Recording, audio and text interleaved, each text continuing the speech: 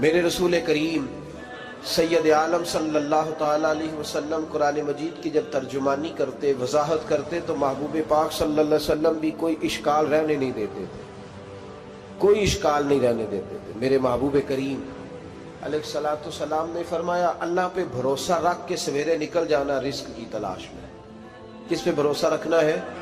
نکلنا تمہارے ذمے ہے، یہ نہ کہنا کہ گھر بیٹھوں گا تو یہی آئے گا، نکلنا تمہاری ذمہ داری ہے، جتنی ذمہ داری ہے وہ پوری کرنا۔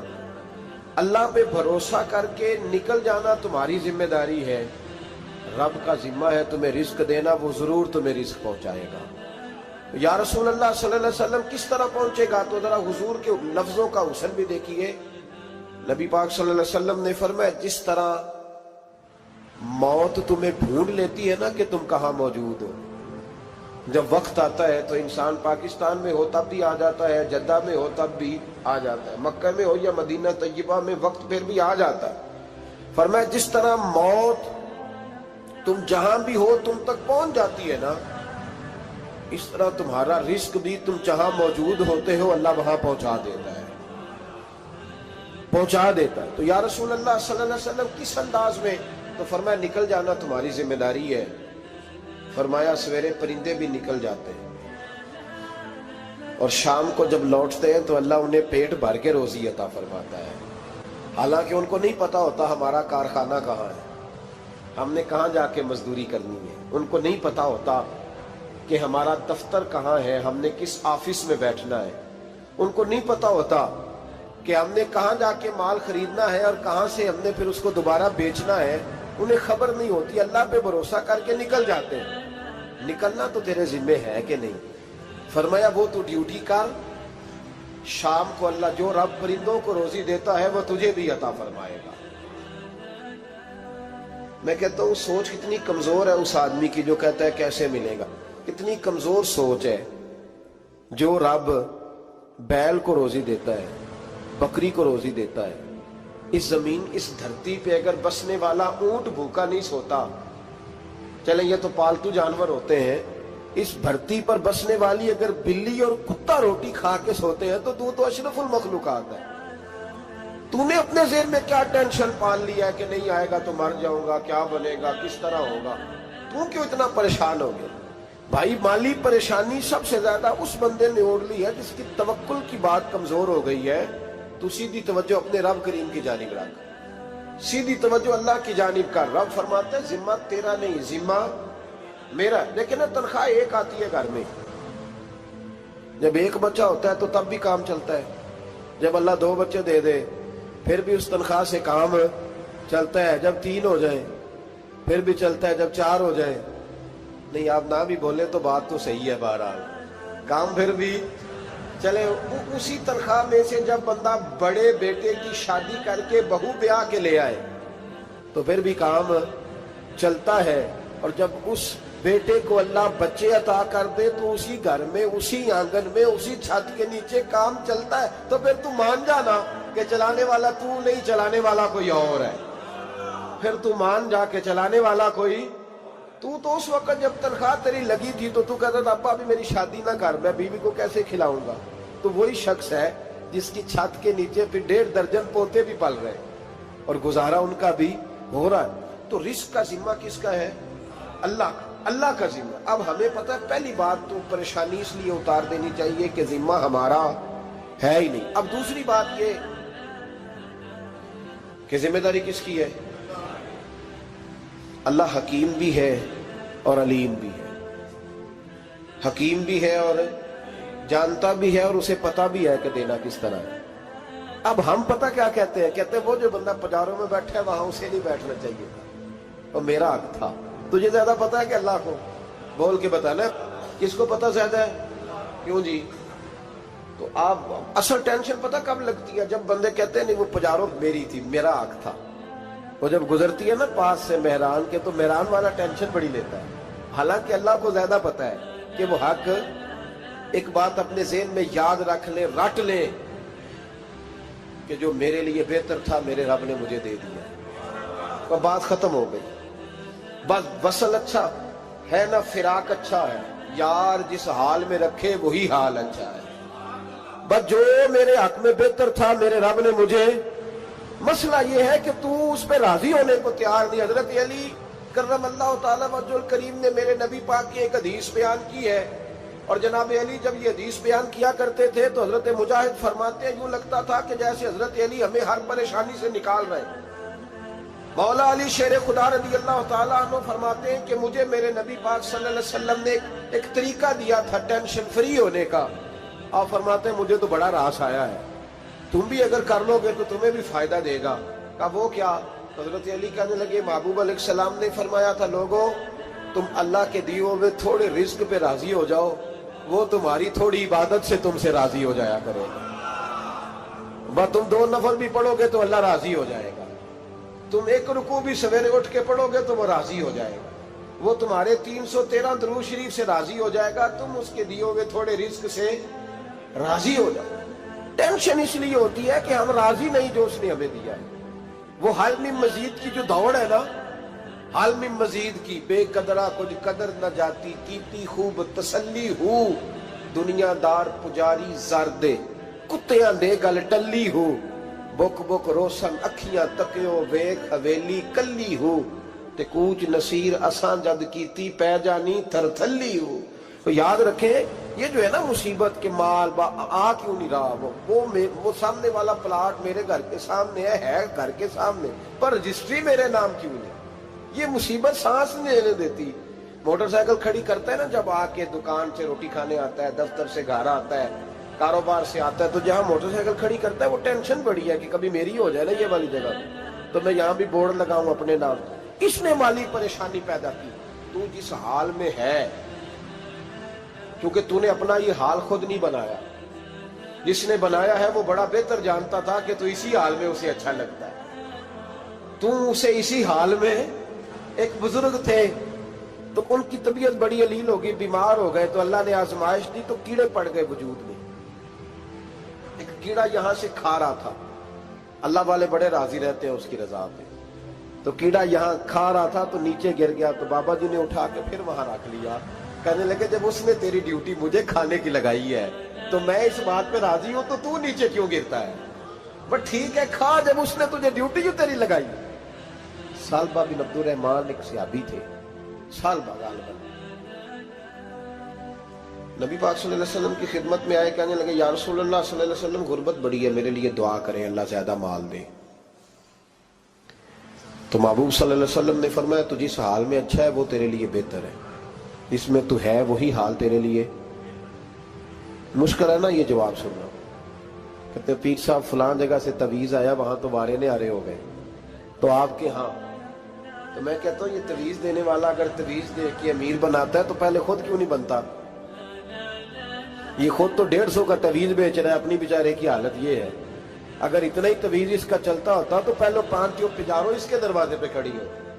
عجیب چکر ہے، اور عجیب جگہ لوگ الجھ گئے، سمجھتے ہی نہیں بات کو۔ یا رسول اللہ صلی اللہ علیہ وسلم دعا کر دے، تو محبوب نے کیا فرمایا؟ فرمایا تو جس حال میں ہے نا وہ حال تیرے لیے بہتر ہے، اسی میں رہ۔ کہ نہیں حضور دعا کرے، فرمایا سالبہ تو باز آ جا، حضور دعا کرے، فرمایا تو باز آ جا، 2-3 دفعہ کا ضد کی، محبوب نے فرمایا جا پھر اللہ تجھے زیادہ پیسے دے گا۔ چند بکریاں خریدی، اتنی برکت ہوئی کہ بکریوں کے ریوڑ بن گئے، پھر کچھ بکریاں بیچ کے گائے خرید لی، ان کے بھی ریوڑ ہو گئے، پھر کچھ اونٹنیاں لے لی، ریوڑ ہی ریوڑ۔ پہلے 5 وقت مسجد میں آتے تھے، اب فجر اور عشاء رہ گئی۔ پھر مال زیادہ ہوا تو مدینے شہر میں کوئی جگہ ہی نہیں، مدینے سے باہر حویلی خریدی، پھر جمعہ ہی رہ گیا۔ جمعے کے جمعے آتے، زکوٰۃ کا حکم آیا، میرے نبی کریم علیہ السلام نے حضرت ابو ہریرہ کو بھیجا، فرمایا جا اسے کہہ تیری زکوٰۃ بنتی ہے 2.5%۔ 10 کروڑ روپیہ ہو تو کتنی زکوٰۃ بنتی؟ بھئی 1 کروڑ کی 2.5 لاکھ ہوئی نا، تو 10 کروڑ کی کتنی ہوئی؟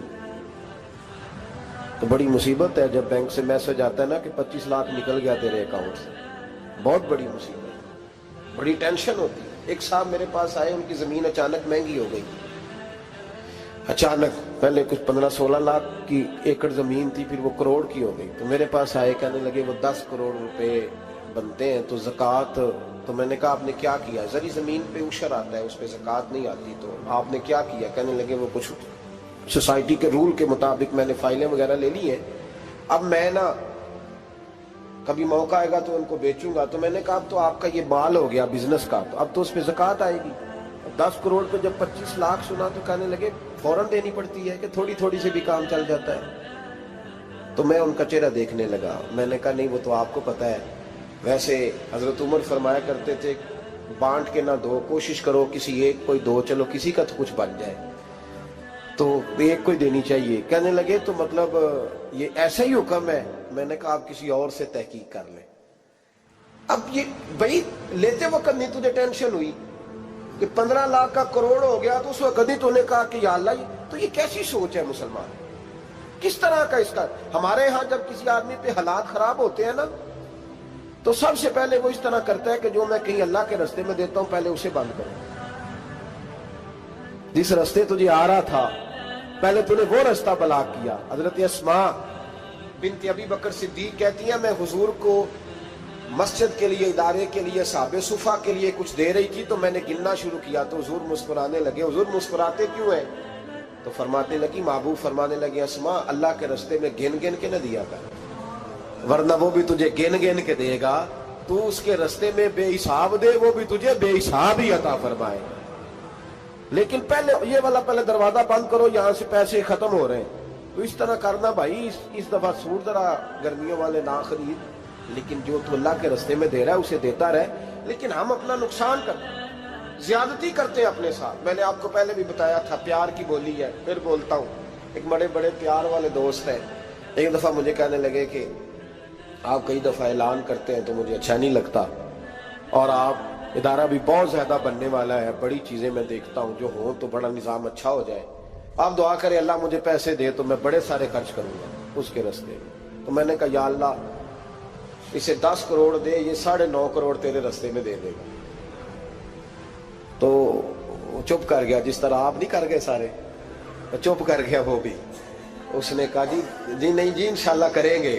तो मैं क्या भले अजे तो दुआ पई हुंदी आ, अभी तो वो आएंगे तो तब देखी जाएगी। तो तू यहीं अड़ गया, यानी 9.5 करोड़ अल्लाह के रास्ते में खर्च करने की दुआ पे भी आमीन कोई नहीं कहता कि चलो आमीन ही कह दे। तो मैं क्या तेनू तो 50 लाख बचता सी पिया, लेकिन तू इस सौदे पे तैयार है। जब ये सोच होती है, ये गलत सोच है। ये बात तो अगर तो मुस्कुराने वाली, लेकिन ये सोच सही नहीं। हजरत उस्मान गनी रज़ी अल्लाह ताला अन्हु कहते हैं जिस वक्त नबी पाक सल्लल्लाहु अलैहि वसल्लम ने ऐलान किया ना जंग के मौके पर कि 800 सिपाहियों का खर्चा चाहिए, कहते मेरे पास 600 का था। यहाँ एक रवायत में हुजूर ने 1000 का ऐलान किया तो मेरे पास 800 का था। जब 2-3 दफा नबी पाक ने ऐलान किया तो कहते मैंने खड़े होके कहा या रसूलल्लाह पूरा 800 मेरी तरफ से। कहते मैंने 200 सिपाही का खर्चा उधार उठाया, लेकिन पूरे 2 महीने नहीं गुजरे थे, रब करीम ने मुझे कई गुना करके पैसे वापस अता फरमा। पर बात तो ये है कि तेरी वहां लौ लगी हो, तू तजारत करता है उन लोगों के साथ जो क्या दे सकते। तो सालबा के पास हुजूर ने पैगाम भेजा। पहले तो कहा तेरे लिए बेहतर नहीं माल, जब इसरार किया तो बड़ी बरकत हो गई, बड़ा आया तो फरमाया ज़कात दे, 2.5 ज़कात है। जब सोचा कि 5 ऊंटों पे एक बकरी जाएगी और बड़ा सारा मुझे देना पड़ेगा, अब जब गौर किया तो ये तो ना कहा कि मैं नहीं देता। हजरत अबू हुरैरा से कहने लगे नबी करीम अलैहिस्सलाम की खिदमत में अर्ज करना कि मैं खुद आऊंगा।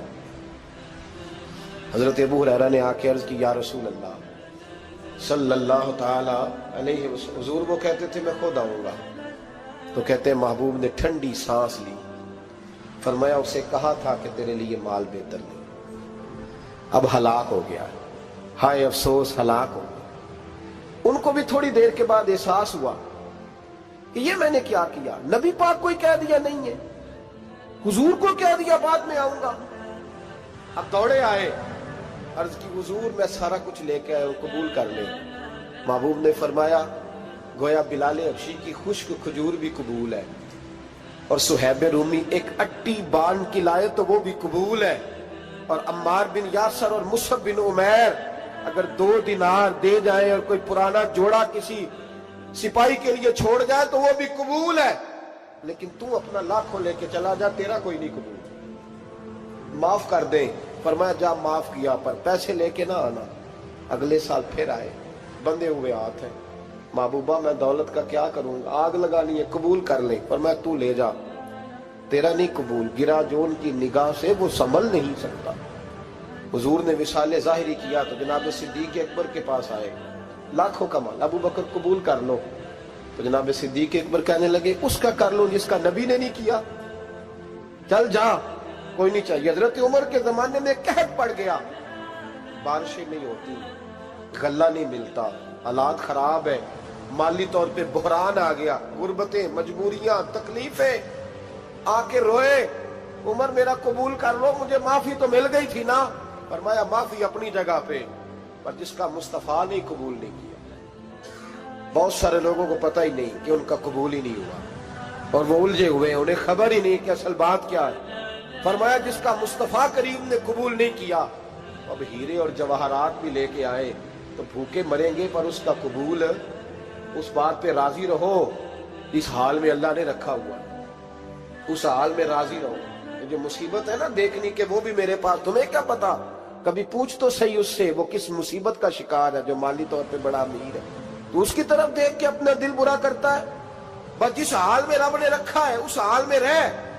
हजरत उस्मान गनी के जमाने में तो वो विसाल कर गए, लेकिन भाई तू जिस हाल में तेरा रब तुझे रखता है उस हाल में रह, तेरी माली परेशानियां खत्म हो जाएंगी। मैंने पहले भी शायद आपको एक दफा कहा था, मैं तालीम से फारग हुआ तो मेरे एक उस्ताद और मेरे कुछ दोस्त कहने लगे अफ्रीका आ जाएं आप, भाई बहुत बड़ा इदारा है, उसको चलाएं, उसको संभालें। तो मेरी वालदा से मैंने कहा, कुछ तबीयत होती है ना इंसान की, मेरा भी दिल लग गया।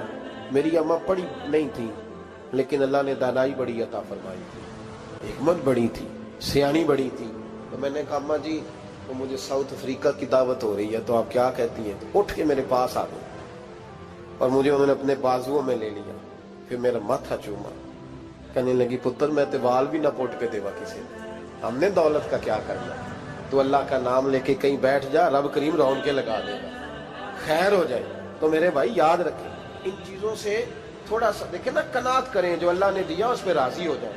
अल्लाह बड़ा मेहरबान है, वो आसानियां कर दिया करता है। तो याद रखें मेरे रसूल करीम अलैहिस्सलाम ने एक तो हमें दर्स ये दिया है कि तू समझ जा, कुरान ने हमें बताया है कि रोजी तेरी जिम्मेदारी नहीं, रोजी किसकी जिम्मेदारी है? अल्लाह की। और दूसरी बात ये कि जो अल्लाह ने तुम्हें दिया है उस पर तू राजी हो जा, तेरी माली परेशानियां खत्म हो जाए। और फिर हुजूर सल्लल्लाहु अलैहि वसल्लम ने फरमाया मजहबी तौर पर जब देखो तो आगे देखो और दुनियावी तौर पर जब देखो तो पीछे देखो, परेशानी खत्म होगी। मजहबी तौर पर जब देखो, जो 5 नमाजें पढ़ता है वो तहज्जुद पढ़ने वाले को देखे, और जो तहज्जुद पढ़ता है वो इशराक चाश्त पढ़ने वाले को देखे, और जो बंदा इशराक और चाश्त पढ़ता है फिर उसको देखे जो सारा दिन मुस्तफा पे दरूद पढ़ता है। ऊपर ऊपर देखे कि मैंने और नेक होना है, और नेक। और जब माली मामला है तो फिर नीचे देख, अगर तू बैठा ना पजारों पे तो फिर टूडी वाले पे नजर कर, उसका क्या हाल है। और अगर तू वहां बैठा है तो देख मेहरान वाला भी तो गाड़ी चला ही रहा है, और अगर तू वहां है तो मोटरसाइकिल वाला देख, और तू वहां है तो फिर साइकिल वाले पे नजर, और अगर तू साइकिल वाला है तो पैदल वाले को देख, अगर तू किराए के मकान में रहता है तो फिर झोंपड़ी वाले को देख, और अगर तू झोंपड़ी में रहता है तो फिर भी परेशान ना होना, कुछ ऐसे भी है जिन्हें झोंपड़ी भी नसीब नहीं, जो सड़क पर लेटे हुए। और अगर तू तंदुरुस्त है ना तो कभी जाके अस्पताल में देख हाल क्या है, लोग किस हाल में। तो हम शुक्र नहीं अदा करते, उसका नुकसान क्या होता है, नेमतें चली जाती हैं। अल्लाह फरमाते हैं लाइन शकर तुम लाज़ीदन्नकुम, तो शुक्र अदा कर मैं नेमतों में इजाफा कर दूंगा। तो भाई माली परेशानी का तीसरा सबब यह है कि हम देखते हैं माली तौर पर ऊपर, तो फिर हमें तबीयत बिगड़ती है। और फिर माली परेशानियों के कुछ और असबाब भी हैं। इमाम शाफी फरमाते हैं जिन घरों में लोग फजर की नमाज के वक्त सोए होते हैं उन घरों में रिज्क नहीं आता। आप फरमाते हैं फजर का वक्त अल्लाह के देने का वक्त है, उस वक्त अल्लाह बांटता है। हुजूर सल्लल्लाहु अलैहि वसल्लम का फरमान है ना हदीस में कि तहज्जुद के वक्त अल्लाह पहले आसमान पे नुज़ूल जलाल फरमाता है जो उसकी शान के लायक है तहज्जुद के वक्त, और वो कहता है मांगो मैं तुम्हें अता करूंगा।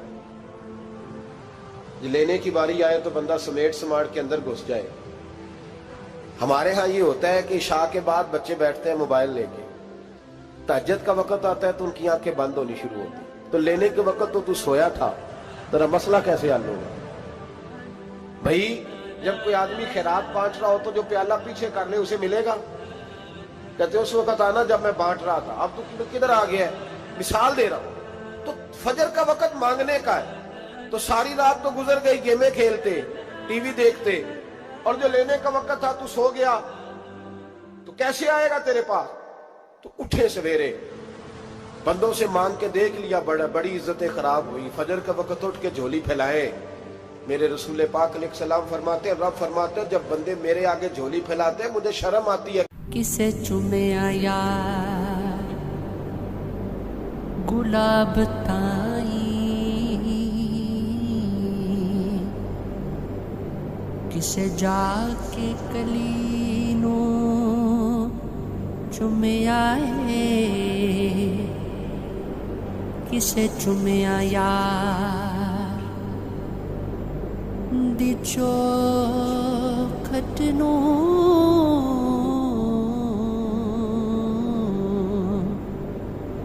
کسے جا کے گلی نو چومیا ہے،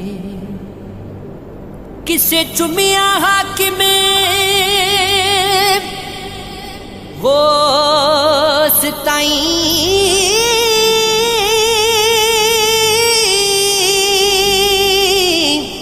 کسے پیر